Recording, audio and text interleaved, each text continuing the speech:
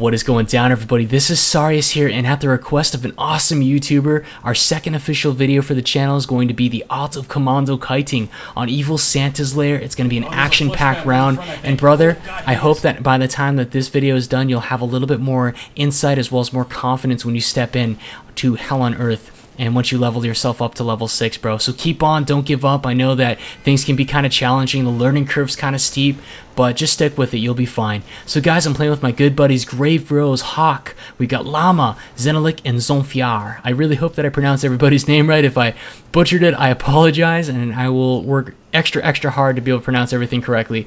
But right there you can see we almost died to a double siren there, but Xenylic went ahead and stepped in with his pro support hunting shotgun double blast to take out one of them, and I was able to finish off the second siren before it became a threat. But we really narrowly squeaked by. That could have been a game changer right there, guys.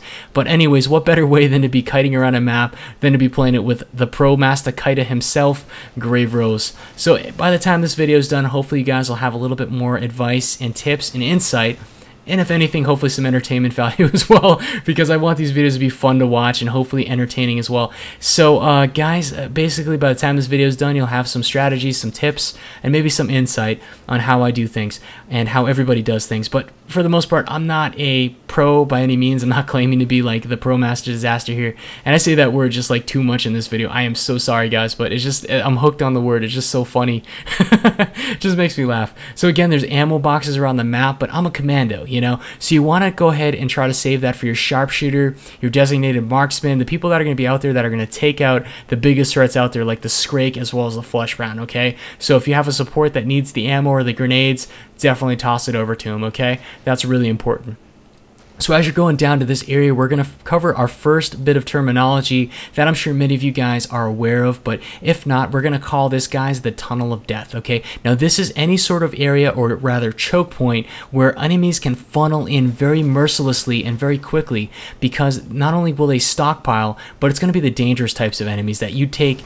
They can just take too much time to kill, and because of that, by the time you're finished, you're going to get flooded, swarmed, grabbed, whatever you want to call it, and it's just bad news, guys, okay? So these are areas that I'm going to be showing you around every single map that we kite around, and it doesn't have to just be in the Art of Commando, you know, series. It'll be in every video where I go ahead and stress the importance of getting through various areas in order to be able to maximize your chances of survival. Again, there's no official guarantee that you guys are going to pull through. I mean, honestly, like, we had a massive wipe on some of the earlier waves as well, where it was just a couple of us clutching around the map. So it's very easy for your team to die, but you just have to try to stay as mobile as possible, and getting to that mobility is very key, even for all the classes. You don't have the speed of a berserker, okay? Those guys get a huge speed bonus, the medics get huge speed bonuses, but you know, honestly, if they're not careful, they can leave you guys in the dust. So to keep yourself up, you want to go ahead and be, I'd say, perching yourself up towards like the mid to front.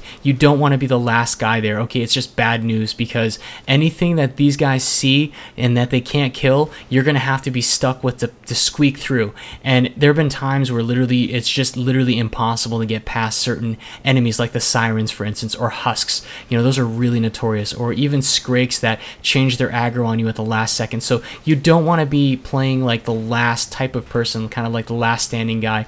You want to really be doing your best to try to get in, you know, get in front, get to where you're actually going to be a huge asset for your team. You can call out threats, you can call all sorts of stuff. Now look at this right here. You know, if I was at the way back, you know, I probably would have gotten killed very easily. The aggro did switch over to me, so I did take a full-blown shot. My armor's shredded at this point. Unfortunately, Llama here did get stuck on the tables. It's really imperative that you watch out for that. I was able to luckily throw a pile of grenades there to kill him very quickly and finish up with my Scar to take him out of the fight. But other than that, if he had just a little bit more HP, I probably would have gone down as well. So it's really important that you know really to save your grenades as much as possible, you know, because there are going to be flesh pounds at the later waves that can literally take you down very quickly. Okay, now you're probably wondering, why am I using the AK-47? Why am I using the SCARMK17? Well, I use this weapon setup really because I wanted to go ahead and find a setup that I think would not only be viable for you, for the person that requested this video, as well as other commandos that might be curious. If you're like level 4 to 5, or you're still kind of just getting yourself up there, you know, these weapons are going to start being a little more accessible to you, okay? So the AK-47 is the first and foremost weapon I would use as your staple, okay? If you're too broke to be able to afford the SCARMK17, treat this as if it's your SCARMK17, okay? You know, use whatever weapons you can, whether it be a bullpup or whatever, to get yourself, you know, built up to that level. But once you finally get enough, you know, money or dosh, and you have enough ammo to be able to sufficiently buy it, I'd go for it. You know, I'd definitely go for the SCAR as well. You know, it's a big weapon. It's very expensive, especially at a low level. But guys, I can tell you that you're going to be shredding a lot of enemies, and you want to be out damaging all of the other teammates out there, because you want to be taking those stalker kills, you know what I mean? So definitely get the weaponry that you know is going to do the most damage per shot. And I think the AK-47 is really good at that. I know there's the brand new M4 that they have out with the aim point sight, which is awesome. It sounds great. It's got a nice crisp sound. I love it because I'm level 6 and I enjoy like using that for the added challenge. But you know, even the bullpup's fun. But honestly, damage per shot wise, I mean, the AK-47, that can decap like Gorefast. You know, it can instantly kill clots in one bullet. I mean, at level 6 now. So that's one of those weapons you're going to definitely want to get in upper level play, okay? So again, sorry guys, we have the whole 15-minute cap limit, so I have to kind of fast forward just a little bit. But y'all, I promise you, if you can bear with me, we're hopefully going to get past that again, and we'll be making longer videos again, I promise you. I'm really looking forward to that, where we can actually get like whole matches, like we had that, you know, hour-long Commando, you know, video as well. So don't worry, we're just, you know, in the growing stages again, going through the growing pains. But you know, what better way than to have it with all of you guys watching? And I want to say thank you so much for all of the wide, you know, just the warm welcome, guys. You know, it's such a wide angle lens that I'm looking at right now in terms of like some of the things that we can do with this channel. I want to be covering more about ramp play, talking a little bit more about muscle memory. You know, there's all sorts of things on the horizon that I really have in the back of my mind, and I'm just working out some ways and methodologies that I think would really, you know, make these come to fruition, and to do so with a quality, you know, backdrop that you guys can really rely on and say, you know what, dude, this was really well done, and I think that, you know, I can learn from this, and I can have my friends learn from this. Like, I had a buddy by the name of Doom X, dude, and for that I say thank you, brother. I really appreciate the warm welcome back.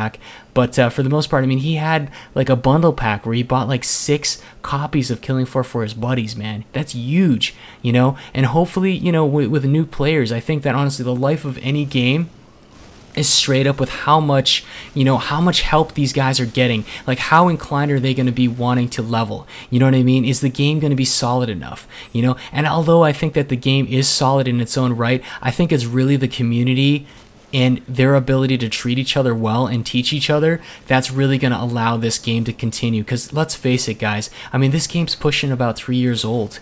You know, it's 2009 that these guys came up with this really fun game.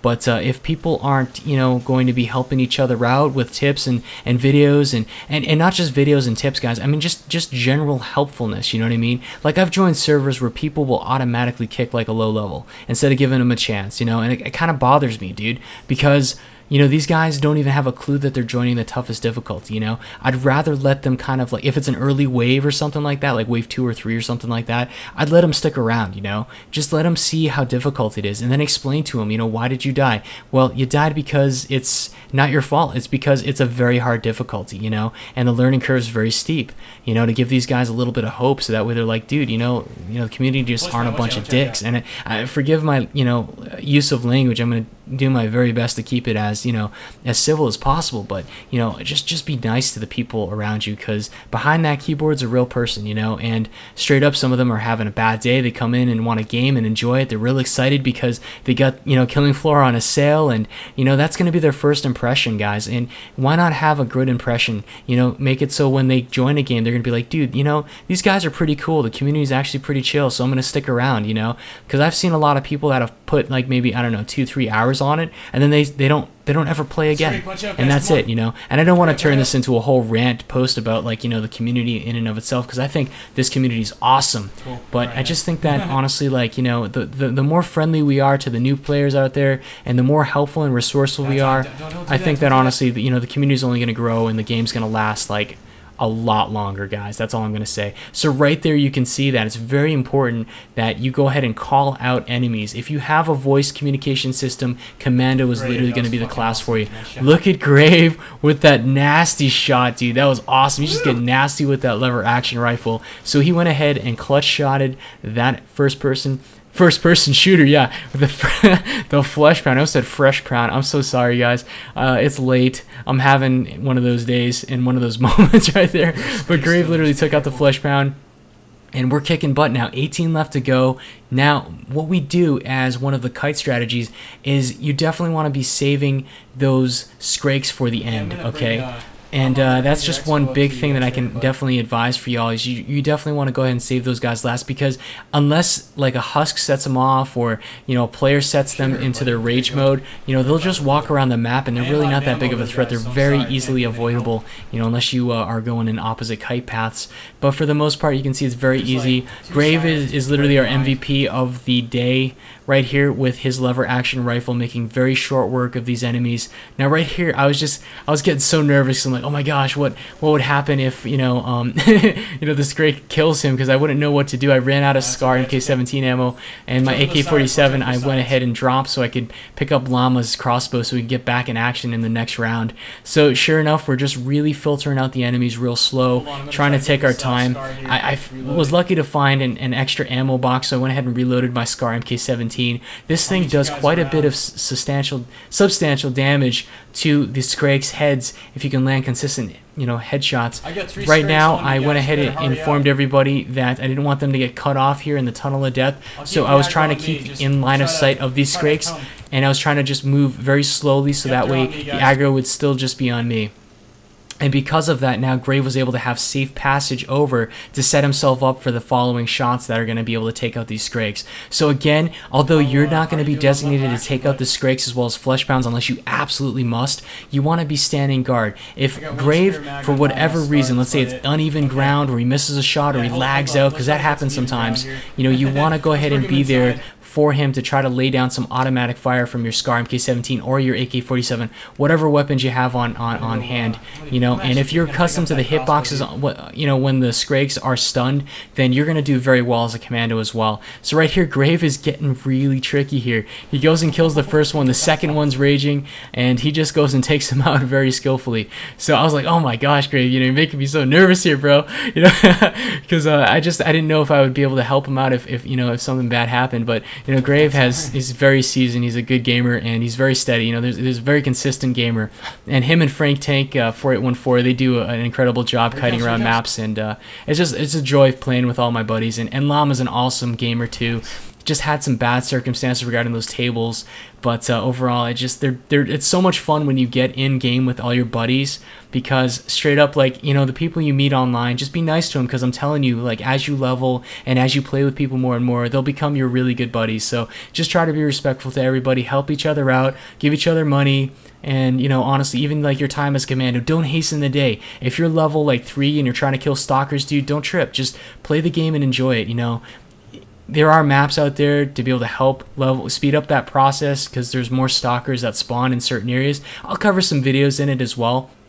But don't just get too attached to those maps. Just have fun, you know. And as you progress and as you get better, you know, the game is going to grow and your options are going to expand. I remember back in the day when I first started, like Biolabs was like the only map I played, because I was just so afraid of playing all the other maps. I'm like, oh geez, these maps are too hard.